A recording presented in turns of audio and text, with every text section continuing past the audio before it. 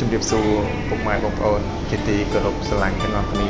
ថ្ងៃនេះខ្ញុំបាទមាននៅសេចក្តីសុខដ៏រីករាយក្នុងការប្រកបបង្ហាញនៅអាសនៈសម្រាប់ក្រុងទលីក្នុងកម្មវិធីសិរីមង្គលផ្សេងៗបាទនៅថ្ងៃនេះខាងបងប្អូនមាននៅអាសនៈចំនួន2ទំហំបាទគឺទំហំ1.2 ម៉ែត្រនិងទំហំ1 ម៉ែត្រថ្ងៃនេះផងដែរខាងបងប្អូនមានការប្រម៉ូសិនពិសេសបើសិនជាពុកម៉ែបងប្អូនដែលមានតម្រូវការនៅអាសនៈទំហំណាក៏បាន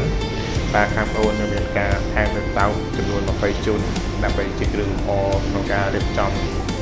តាក់តែងនៅក្នុងកម្មវិធីមង្គលផ្សេងៗដូច្នេះបើសិនជាបងប្អូនដែលមានតម្រូវការអាចទាក់ទងមកខ្ញុំបាទផ្ទាល់ជាមួយនឹងលេខទូរស័ព្ទ071 88 19 992 096 58 19 992សូមអរគុណ